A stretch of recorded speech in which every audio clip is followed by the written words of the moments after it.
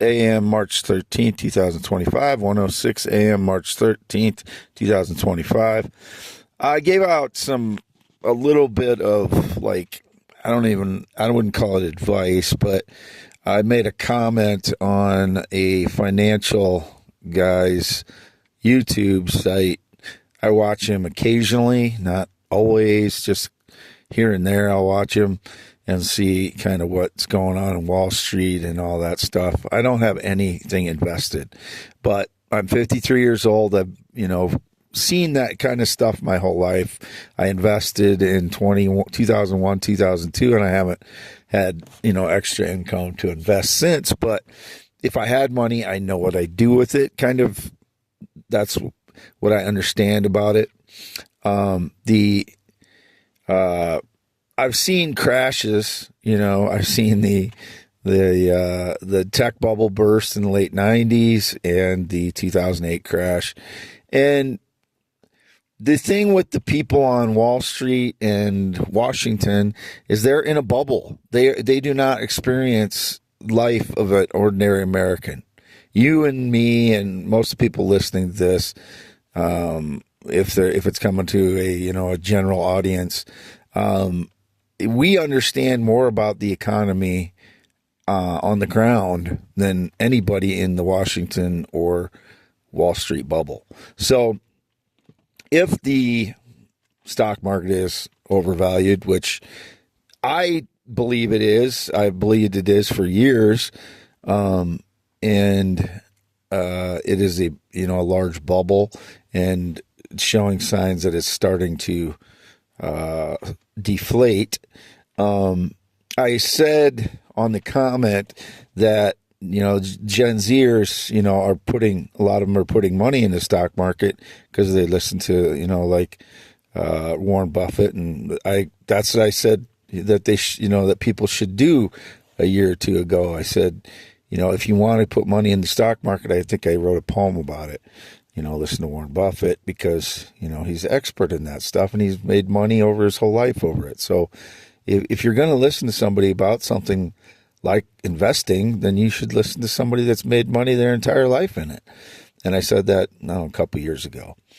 I believe the same thing now, but he isn't saying as much now. He's holding a cash position, which means if he's holding more cash, means he thinks things are going to fall and he's going to get more value and then scoop up the value, come in and buy things that when they're cheap, which is what he's done his whole life.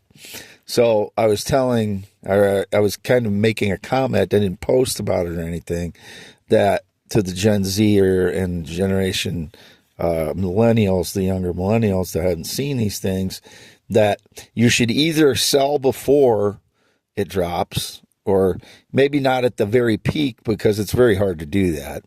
Or if you think it's, going to drop, sell now before it drops too much, or don't hold on to it and wait and hold all the way through, unless you have risky assets that are not ones that you think could withstand a crash.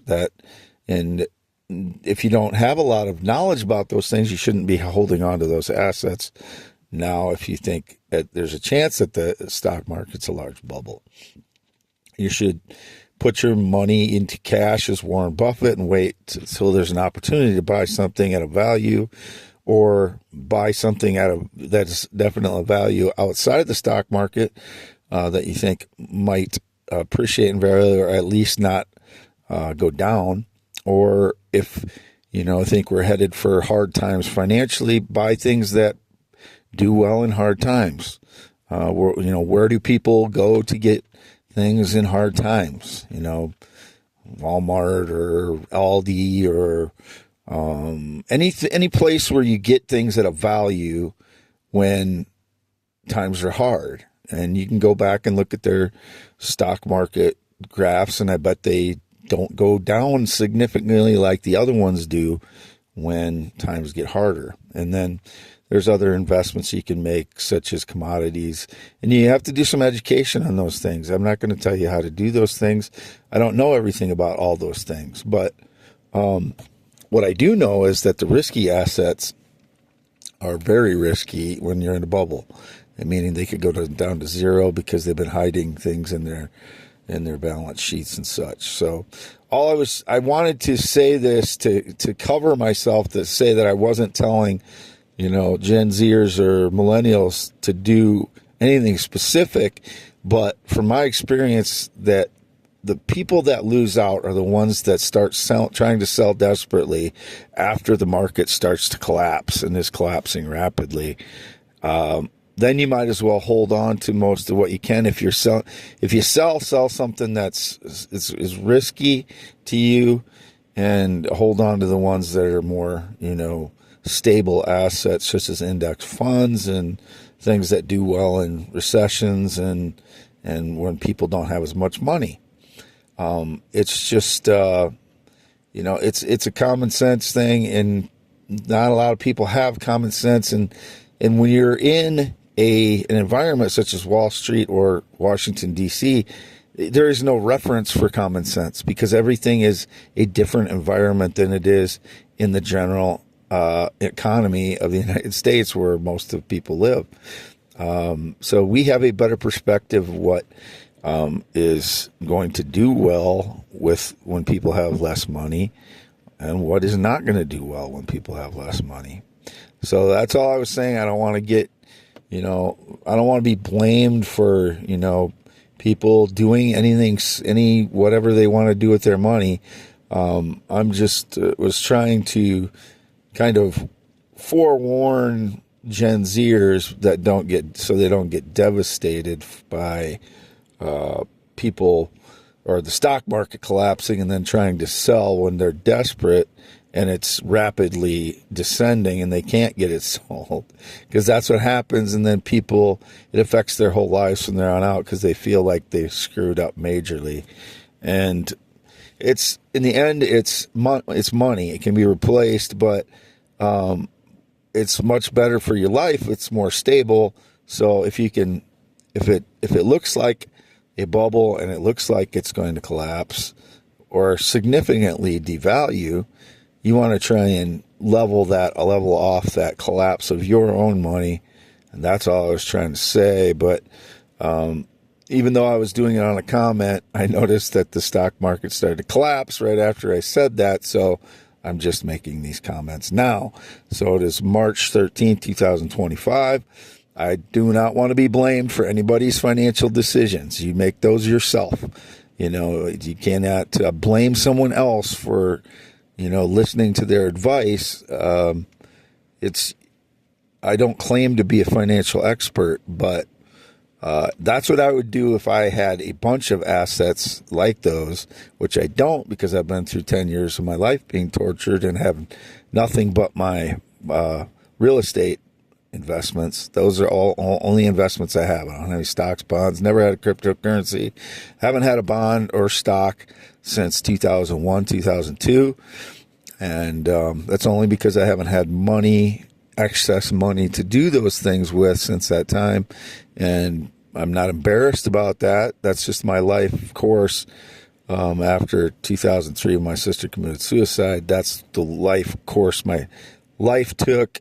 And then 2013-14 is when all this started, with the frauds breaking in and stealing my legal pads with inventions, sketches, poems, blogs, inventions, theories. They continue to do that, and I still don't know who they are. People won't tell me, since 2016. So this is a different kind of audio, but I just wanted to make sure that, Gen Zers, if anybody somehow picked up on that comment I made on, the guy's first name is George. He's a financial expert. I don't have any connection to him. YouTube prompted his videos at one time, and I started watching a few of them, and I enjoy watching it. He's a Gen Zer like I am, so we have similar sense of humor, goofy sense of humor, and so I enjoy watching his videos, and that's all. I don't have any connection to him.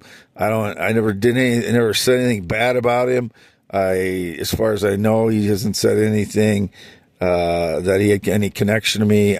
That's my standard disclaimer, basically. But youtube.com/@WADEALANHEINEMAN. This video will probably take many hours to load. It is, again, March 13th at 1:16 a.m. And again, I do not want to be blamed for anybody's financial decisions. I'm just trying to kind of forewarn people that are just, getting excited about putting things in the stock market when it was on its way up, that everything in the stock market that goes up too much will come down. It's gone up over time, and it will continue eventually to, come back up after it's gone down. But we don't know how much it's going to go down at this point, and everything was dropping in the last 2 days after I made that comment on his financial YouTube site. So that's all I was trying to do. I don't, if I could, stop somebody from stop some good people from experiencing financial devastation that don't know what could be coming. That's all I was trying to do, because you can put your money in safer things. Like at this point, a lot of experts are saying physical gold, but then you have to have a place to store that and have safely stored that. So that's an issue. Cash, savings accounts, and then stocks that are large corporations, that are old, large corporations that tend to not go down so much in down times. You investigate those. Probably Coca-Cola is another one. I'm not saying to buy Coca-Cola or Walmart, but I'm saying those are examples of things that probably don't go down as much in down times. Things that people are going to want or need in times where you don't have as much spendable income. That's all you got to think about. What are you going to spend your money on if you have less money to spend? And where are you going to go to get things? Where are you going to shop online? All those things. That's all Warren Buffett thinks about. I mean, I'm not saying that's all he thinks about. I don't know anything about him. And again, there's another person. If they claim any connection to me, there isn't any. But I'm not saying he did. I'm just saying that's my standard disclaimer. But he's very open about what he's thought about for investing, and that's why I recommended people invest like him, because he does it in a safer way than most, and a way that has gained money in all climates throughout his, however many years he's been doing it. And I only see, they showed a chart the other day where he had losses, and it was only like 3 out of, 50 years or something that he had losses. So, I don't know if that was losses or if it was just he didn't outperform the S&P 500 or something like that. But I was just trying to make it so that young people that just got into the stock market don't get devastated and blindsided by the stock market going down, because the way it's been going up, it's just not a natural course of events that it would continue to go up like that. It's not actually possible that it would continue to go up at that rate. So that's why I've thought it's been a bubble for years now, at least 3, 4, 5 years, and a lot of other people do too. We'll see which stocks are more of a bubble than others at this point, but I don't have anything invested in it anyway. All I have is my my property investments in Iowa. They're all in Iowa. I've never bought anything in Florida. That was indicated again that I had some timeshare in Florida. That never happened. I've never even looked at timeshares as an option to invest in or get into. It's never interested me. Timeshares don't. There's not enough ability to control what you're doing with your time with a timeshare. I don't like to not have open possibilities if I want to take a vacation. So I never was interested in timeshares, but it's indicated some fraud may have gotten one in my name or something. I know my former friend Tim looked at timeshares in both Florida and Las Vegas. I never even went to any seminars, but the only reason I thought he did, or he told me, was that he got a discount on his hotel room or a free hotel room if he went to these seminars for timeshares. Because, if they sell one, then they make a pretty good profit off selling one versus giving away one hotel room for one night or something. So, but I haven't talked to him since 2016. Because I've explained it too many times before, and I don't want to explain it again. A lot of people have betrayed me in my life, and he's one of them. So I haven't talked to him since 2016. And anyway, and I don't think he ever moved to California, which was indicated, but I don't believe so. I think he's still in Iowa, but. Again, for youtube.com /@ WADEALANHEINEMNMN and x.com /WADES2ND. All those theories are mine. Physics theories of the universe, the earth science theories of low angle meteors, being the Gulf of Mexico and Hudson Bay. Secondarily, I came up with the Gulf of Mexico first and Hudson Bay next, which is the same process of discovering. So once it's discovered once, then it's easy to apply it to anywhere else. So somebody else came up with Hudson Bay as a second example of a low-angle impact crater. It's just applying my application of the Gulf of Mexico to Hudson Bay. My poems, my inventions, nobody else has been involved in it. I'm just like most of the other thinkers of the past. They're independent entities. They're not groups of people. That's a falsity that, groups of people come up with inventions. Individuals come up with inventions. Groups can innovate and change things the way things are applied. They could possibly improve upon an invention, but generally, almost always, it's an individual that comes up with an invention or a theory. I think there's probably more groups that come up with, data heavy theories than there are with ones like Einstein or Isaac Newton, which those are what my theories kind of fall in the category of, ones that individuals come up with. But signing off, March 13th, 2025, half mile north of Fairbank, Iowa, in my F350 in the shed on V68. 53 years old, born 11/4/71, circumcised 1971, no changes since, never been in the military, never been married. I am 6'1", green eyes, 10.7-inch hands, male heterosexual, always and forever. Whatever the stage lies, I've never killed anybody, never raped anybody, and never assaulted anyone.